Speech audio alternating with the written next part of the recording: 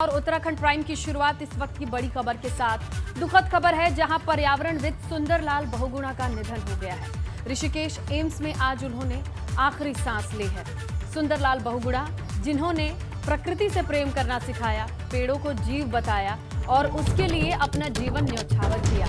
7 जनवरी 1926 को सुंदरलाल का जन्म हुआ था। चिपको आंदोलन के प्रणेता थे। उत्तराखंड के मरोड़ा में इनका जन्म हुआ। अमेरिका की फ्रेंड ऑफ नेचर नाम की संस्था ने इन्हें इनाम दिया, पुरस्कृत किया।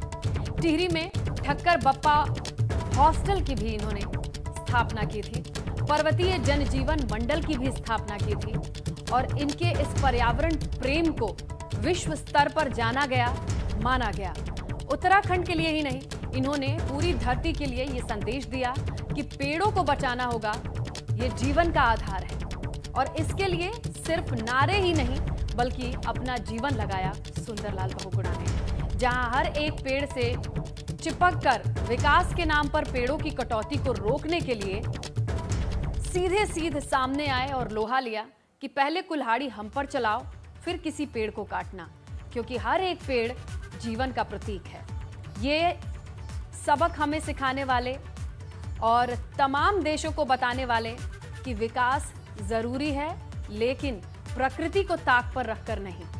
टिहरी बांध के खिलाफ भी आंदोलन में इनका अहम योगदान रहा, जहां एक साफ संदेश इन्होंने पूरे विश्व को दिया कि अगर प्रकृति को बचाएंगे तभी विकास जीवन के साथ आगे बढ़ पाएंगे।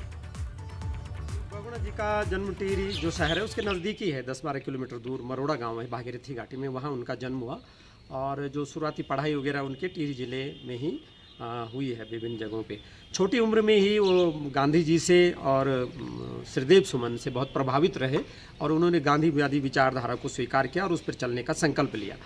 और टिहरी रियासत की आज़ादी के बाद, आज़ादी के आंदोलन में वो एक राजनीतिक कार्यकर्ता के रूप में सक्रिय रहे, प्रजामंडल के वो सदस्य रहे हैं। और लेकिन आज़ादी के बाद उन्होंने जो राजनीतिक गतिविधियाँ थी वो छोड़ दी थी और राजनीतिक जीवन में जाने के बजाय सामाजिक जीवन को उन्होंने अपनाया। और 1950 के दशक से ही वो लगातार जो उत्तराखंड के गांवों में उन्होंने काम करना शुरू किया था। सुंदरलाल बहुगुणा जी शुरू से उनका जो शुरुआती जीवन रहे लगभग 2.5-3 दशक, उसमें उन्होंने सामाजिक कुरीतियों के खिलाफ जन जागरण अभियान चलाया और लगातार पद यात्राएँ करते थे, गांव-गांव घूमते रहे। इसमें बलि प्रथा का विरोध हो गया, आपका दलितों का मंदिरों में प्रवेश हो गया, छुआछूत के खिलाफ हो गया, बाल विवाह हो गए, इन तमाम चीज़ कुरीतियों के खिलाफ उन्होंने लगातार जन संघर्ष किया। फिर वह जब चिपको आंदोलन गौरा देवी ने शुरू किया तो उसके कुछ समय बाद वो इस आंदोलन से भी जुड़े और उन्होंने अपने लेखनी के माध्यम से जो आंदोलन था इसको राष्ट्रीय अंतर्राष्ट्रीय पहचान दिलाई।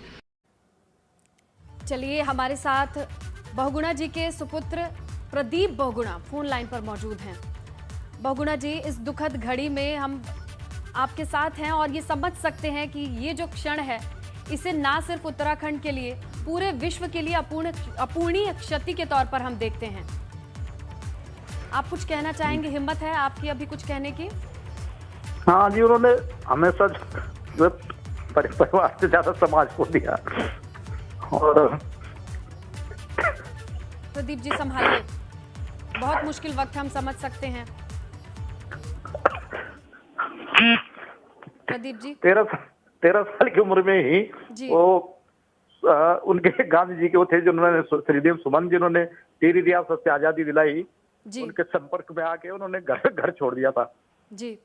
और उसके बाद जो है उनको श्रीदेव सुमन को जेल में यातनाएं दी गई जी। और उनका जो वही अदालत बनाई गई थी टिहरी जेल में जी। उनका जो वक्तव्य था इन्होंने अखबारों में छपवा दिया जी। तो इनके पीछे पड़ गई। और तो प्रिंसिपल ने कहा कि भाई ये है तो गांधी का चेला, लेकिन ये है कि ये इससे हमारा रिजल्ट बिगड़ जाएगा, मेधावी छात्र है। तो परीक्षा उन्होंने फिर जो है हाई स्कूल की इंटर की परीक्षा पुलिस के पहरे में ही दी जी। और जैसे परीक्षा खत्म हुई पुलिस ने उनको गिरफ्तार कर लिया जी जी। क्योंकि टिहरी जेल में श्रीदेव सुमन थे जी, इसलिए उनको नरेंद्रनगर हवालात में रखा गया लगभग 6 महीने तक जी। और वहां पे जब डॉक्टर ने कहा कि उनकी स्थिति ये थी कि उनको नहाने का, हजामत का कोई वो नहीं दिया गया, तो डॉक्टर ने कहा कि अगर आप इसको जल्दी से नहीं छोड़ेंगे तो मर जाएगा। जी फिर वो वहां से उनको छोड़ा गया, तो वहां से वो चंडीगढ़ चले गए, वो आगे की पढ़ाई के लिए जी थोड़ा स्वस्थ होके। जी जी यहाँ वहां भी जब पुलिस उनके पीछे पड़ गई, तो 1 साल तक अंडरग्राउंड है सरदार बन के मानसिंह लायलपुर में। जी उस समय लाहौर के लायलपुर था, लायलपुर में रहे। जी फिर वहां से लौटे तो फिर से इसमें लग गए फिर, और यहाँ से कांग्रेस के हो रहे टीरी उस समय अलग अलग एक स्टेट हुआ करती थी, उसके महामंत्री थे। जी उसके बाद उन्होंने जो है सबसे पहले दलित छात्रों के लिए एक स्कूल खोला वहाँ पे। उस समय दलित बच्चों को हॉस्टल में नहीं रखते थे, तो उन्होंने एक हॉस्टल खोला। प्रदीप जी, ये बात अब हम सभी जानते हैं कि उनके जीवन का एक एक अंश आज भले ही कथाओं में बदल गया है, लेकिन हर वो कथा इतनी प्रेरणा देती है हम जैसे लोगों को और हमारी आने वाली पीढ़ी के लिए। ये जो विरासत है वो आपकी, वो अब धरोहर है, ना सिर्फ आपकी बल्कि पूरे उत्तराखंड की, गौरव के तौर पे हम देखते हैं। आपको क्या लगता है इस विरासत को कैसे आगे बढ़ाना होगा? उनका जो है देखो, वो दूरदृष्टि थे, और वो जो उन्होंने महसूस किया, मतलब आज लोग ऑक्सीजन के लिए मर रहे हैं, उन्होंने उस जमाने में क्या है जंगल के उपकार, मिट्टी, पानी और बयान, उस जमाने में उन्होंने कहा था कि जंगलों के पेड़ों की असली देन तो ऑक्सीजन है, और उसी से पूरे विश्व में फिर फैला। और उनका ये था कि बहुत प्रैक्टिकल थे, और सबसे पहले जो कुछ उनको बोलना होता था अपने जीवन में उतारते थे। और ये समझिए कि सेब उन्होंने महज इसलिए खाना छोड़ दिया कि इसकी पैकिंग के लिए बहुत सारे पेड़ करते हैं, इसकी पिटियां बनाने के लिए। चावल खाना छोड़ दिया क्योंकि चावल जमीन से बहुत पानी लेता है। उनका कहना था कि हमको जो है उपभोग नहीं करना है धरती के, उतना ही लेना चाहिए जितने हमारी न्यूनतम जरूरतें हैं। हमें पानी का उपयोग कम से कम करना चाहिए, नहीं तो तीसरा विश्व युद्ध जो है पानी पे होगा। ये उन्होंने आज से 30 साल पहले कह दिया था। जी प्रदीप जी, गहरी संवेदना है आप और आपके पूरे परिवार के प्रति, और ये पूरा परिवार जो है आपका पूरा उत्तराखंड है, क्योंकि ये क्षति सबके लिए है। आपका शुक्रिया एबीपी गंगा पर इस मुश्किल वक्त में हिम्मत जुटाकर बातचीत करने के लिए प्रदीप जी। तो सुंदरलाल बहुगुणा जिनके जीवन पर प्रकाश डाल रहे थे, बचपन से लगाए इस उम्र तक प्रकृति की सेवा करते रहे। हम रुक करते हैं हमारे ब्यूरो चीफ अजीत राठी का, और उनसे जानने की कोशिश करते हैं कि अजीत जी देखिए, जिस तरीके से खुद बात की प्रदीप जी, जो उनके बेटे हैं, उनके जीवन का हर एक अंश प्रेरणा देता है, कोई ना कोई कहानी कहता है, गांधी के जमाने से आज तक। स्नेहलता, देखिए अभी जो उनके सुपुत्र प्रदीप बहुगुणा इस समय हमारी स्क्रीन पर थे, हम उनसे उनकी जो पुरानी यादें हैं उनको शेयर कर रहे थे जी। तो उन्होंने अभी उनका एक जो वाक्य अभी कहा था, तो वो बहुगुणा के चिपको आंदोलन का जो एक घोषणा वाक्य था, अब मैं उसको पूरा कर देता हूं, जो अभी प्रदीप जी ने कहा है कि क्या है जंगल के उपकार, मिट्टी पानी और बयार, मिट्टी पानी और बयार, जिंदा रहने के आधार। तो ये उनके चिपको आंदोलन का घोषणा वाक्य था। और प्रदीप बहुगुणा जो अभी हमारी एबीपी गंगा पर दर्शकों से जुड़े हुए थे, वो मेरे बहुत पुराने साथी भी हैं, और हम बहुत दिनों से पत्रकारिता में एक ही साथ काम करते रहे हैं। और इस समय जो मैंने अभी थोड़ी देर पहले स्नेहलता आपको बताया था कि पर्यावरण के क्षेत्र में इस देश में एक युग का अवसान हो गया है, एक युग का अंत हो गया है जी। पर्यावरण विद सुंदरलाल बहुगुणा कोई एक सामान्य पुरुष नहीं थे। उन्होंने उनका जो जीवन का इतिहास है, उनको अगर पलटते हैं, मतलब जब वो लाहौर गए, अभी इन्होंने लाहौर की कहानी बताई कि लाहौर वो गए, तो लाहौर से ही बहुत कम लोग जानते हैं, उन्होंने ग्रेजुएशन भी लाहौर यूनिवर्सिटी से ही किया। और उसके बाद फिर वो यहाँ आए, फिर गांधीवादी विचारधारा के साथ जुड़े, फिर तमाम चीज़, फिर न्यूनतम हमें ज़मीन से उतना ही लेना है जितने में हमारी आजीविका चलती रहे, ऐसी ऐसी चीज़ें उन्होंने स्थापित की। और चिपको आंदोलन, वो पेड़, उनके साथ उनके अनुयायी पेड़ों से चिपक गए, विकास के नाम पर पेड़ काटे जा रहे थे, तो उन्होंने कहा नहीं, पहले हमारी जान जाएगी और तब पेड़ों की जान जाएगी। एक ऐसा व्यक्ति, मतलब जो प्रकृति का संरक्षण करना चाहता हो। आप सब जानते हैं कि प्रकृति जीवन देती है, प्रकृति इंसान को जीवन देती है, और प्रकृति ही सब कुछ देती है। और एक व्यक्ति अपना सब कुछ प्रकृति के लिए न्यौछावर कर रहा है, तो वो सामान्य पुरुष नहीं हो सकता। आज पर्यावरणविद सुंदरलाल बहुगुणा नहीं रहे, इसकी कमी और इसकी भरपाई इस पर्यावरण के क्षेत्र में और इस सामाजिक सरोकारों के क्षेत्र में कैसे होगी, ये कहना तो अभी संभव नहीं है। लेकिन एक बहुत बड़ा खालीपन आएगा, एक बहुत बड़ी रिक्तता उनके निधन के बाद यहाँ पर होगी। चूँकि इस स्टेट को पर्यावरण के लिए बहुत संवेदनशील तौर पर जाना जाता है, और यही नहीं, जो नॉर्थ ईस्ट के जो राज्य हैं, जो जम्मू कश्मीर से लेकर के नॉर्थ ईस्ट त्रिपुरा और उधर आसाम तक, अरुणाचल प्रदेश तक, तो जितने भी राज्य हैं वो बहुत ही संवेदनशील है। हिमालय की श्रृंखला है, और सुंदरलाल बहुगुणा ने इस पूरी श्रृंखला में काम किया केवल पर्यावरण बचाने के लिए, और पर्यावरण और प्रकृति को बचाने के लिए, क्योंकि वो प्रकृति और पर्यावरण इंसान को जीवन देते हैं, और एक ऐसा सुरक्षित जीवन देते हैं जिससे व्यक्ति सालों साल जिसकी उम्र होती है जो स्वस्थ रहता है। आज जैसा अभी उनके सुपुत्र ने बताया कि जिस ऑक्सीजन के लिए लाले पड़ गए हैं, जिस ऑक्सीजन की वजह से लोग मर रहे हैं, उसी ऑक्सीजन को बचाने के लिए प्रकृति का संरक्षण पर्यावरण विद सुंदरलाल बहुगुणा करते आ रहे थे। वो इस पूरी पर्यावरण क्रांति के अग्रदूत थे, वो इसके प्रणेता थे, और उन्होंने जितना इस क्षेत्र में जिस तरह से बहुत क्रांतिकारी तरीके से एक अपने कदम उठाए हैं और लोगों को संगठित करके आगे बढ़े हैं। और बहुत आपने भी कहा कि एक युग का अंत हो गया है। हमने भी उत्तर प्रदेश बोर्ड से पढ़ाई करने के बाद भी वहां पर भी एक सवाल जरूर आता था कि चिपको आंदोलन के प्रणेता कौन है, हमें ऑप्शन दिए जाते थे। लेकिन उसके बाद से अब तक हमने किसी पर्यावरण प्रेमी को जो इस हद तक पर्यावरण के प्रति अपने जीवन को समर्पित कर दे नहीं पाया है। उनकी क्या ये विरासत यहीं रह जाएगी?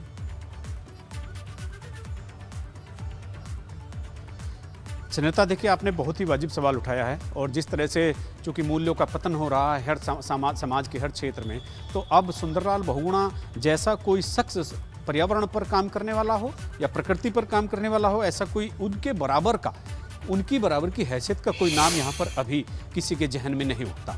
और वो किसी के जहन में इसलिए कोई नाम ऐसा पैदा नहीं होता, कोई नाम नहीं उठता, क्योंकि ऐसा कोई दूसरा नाम है नहीं। और इनके साथ जो समाज के लोग, जो गांव देहात के लोग जिस तरह से आंदोलन में जुड़े थे, तो सुंदरलाल बहुगुणा बनने में 50 बरस लगे। प्यार का और एक बड़ा पेड़ जो हमने खोया है, जिसकी छांव में धरती की रखवाली होती थी, बस ये है डर कि किसी उगते हुए पौधे को भी हम नहीं देख पा रहे हैं कि जो आगे चल के किसी पेड़ का रूप ले, इनकी जगह ले पाए। ये दुर्भाग्यपूर्ण है।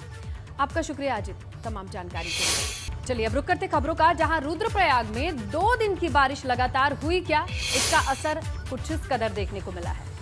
बारिश के बाद मौसम साफ हुआ। केदारनाथ हाईवे की पहाड़ियां जगह जगह दरकनी शुरू हो गई। केदारनाथ हाईवे पर जगह जगह बोल्डर और मलबे मिल रहे हैं। यातायात प्रभावित है।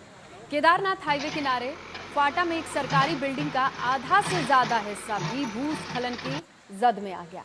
2 दिन तक हुई बारिश भले ही अब थम गई, लेकिन मुश्किलें नहीं थमी हैं। केदारनाथ हाईवे पर कच्ची पहाड़ियां जगह जगह दरक गई हैं। हाईवे पर सुबह से ही जगह जगह जाम है। रुद्रप्रयाग के पास हाईवे पर भारी भरकम पहाड़ी टूटकर आ गिरी। दोनों तरफ से जेसीबी मशीन काम कर रही है ताकि इसे हटाया जा सके। फाटा सहित और जगहों पर भी हाईवे बंद चल रहा है। हाईवे पर आवाजाही बंद है। अगर मौसम और ख़राब होता है तो सोचिए क्या होगा, दिक्कतें बढ़ जाएंगी। केदारनाथ हाईवे के नैल में भारी मलबा आया है और दोनों तरफ से लोग फंसे हुए हैं। जिला प्रशासन की नाकामी के चलते लोग परेशान हैं। प्रशासन की ओर से आपदा प्रबंधन तंत्र को मजबूत नहीं किया गया है। साफ तौर पे देखिए ना, संबंधित विभागों को अलर्ट नहीं किया गया। आज सुबह राजमार्ग 5 बजे से बंद होने के बाद राजमार्ग पर आए मलबे को हटाने का काम 9 बजे शुरू किया गया। कहा जा रहा है कि राजमार्ग आज शाम तक खुल पाएगा। 3 बजे तक खुलने की संभावना है जी। 3 बजे तक खुलने की संभावना है। हाँ। तो क्या जेसीबी यार तो मंगा दी है आपने? जेसीबी एक है, एक मशीन ये दब गई, इसके पाइप टूट गए हैं, तो दूसरा मशीन मंगाया, वो यहाँ नौला पानी पहुँच गया। 15-20 मिनट में वो दूसरा पहुँच जाएगा। तो उधर चमोली के लामबगड़ में बीते दिनों हुई तेज बारिश से 50 मीटर सड़क बह गई। इस दौरान लामबगड़ में फंसे जैन मुनियों को पुलिस ने सुरक्षित दूसरी जगह पर पहुंचाया। पुलिस ने जेसीबी से रेस्क्यू अभियान चलाया, तब जाकर ये लोग सुरक्षित बाहर निकल पाए। इन्हें ये रास्ता पार करके सही सलामत वापस भेजा गया।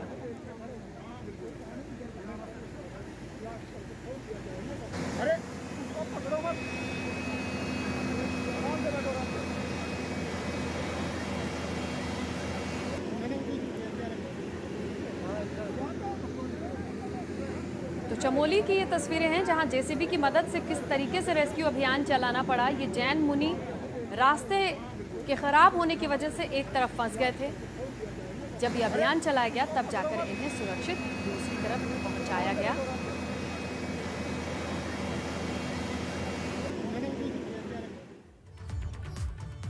अब बात जोशीमठ की। लामबगड़ में 4 लोग नदी के उफान में फंस गए। एसडीआरएफ के जवानों ने रेस्क्यू ऑपरेशन शुरू किया है और बारिश से नदी किस कदर उफान पर है, लोगों को अब रस्सी के सहारे इस नदी को पार कराया जा रहा है। तो ये आम चलने वाला रास्ता हुआ करता था, लेकिन बारिश की वजह से नदियां जिस तरीके से उफान पर आईं कि इन लोगों का उस पार जाकर वापस लौट पाना मुश्किल हो गया। ऐसे में रेस्क्यू ऑपरेशन एसडीआरएफ की टीम ने चलाया और लोगों को सकुशल वापस सही जगह पहुंचाया।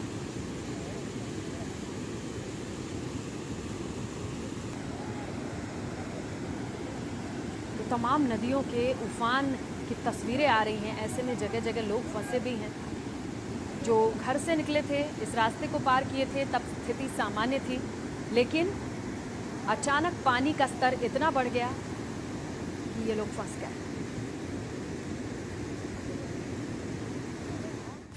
जोशीमठ से भी खबर है। तपोवन टनल के पास बना झूला पुल बह गया।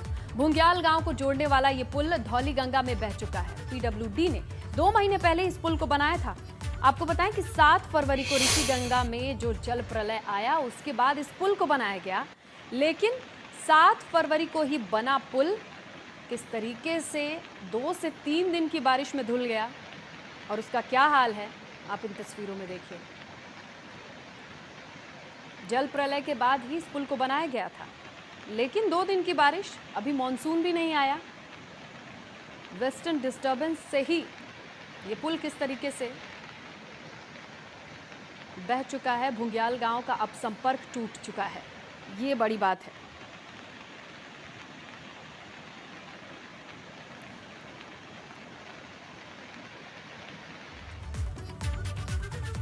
अल्मोड़ा से खबर है। प्रदेश सरकार की कोविड कर्फ्यू में ढील देने की तीसरी गाइडलाइन के बाद आज अल्मोड़ा बाजार में लोगों की भारी भीड़ दिखाई दी। लोगों ने जरूरी चीजों की खरीदारी करने की ठानी और कुछ इस तरीके से सड़क पर निकल आए। पुलिस प्रशासन भीड़ को कोशिश कर रही है कि नियंत्रित करे, सोशल डिस्टेंसिंग का लोग पालन करें, लोग लाइन में रहें, दूर दूर रहें, लेकिन ये काफी चुनौतीपूर्ण है। देखिए इन तस्वीरों को।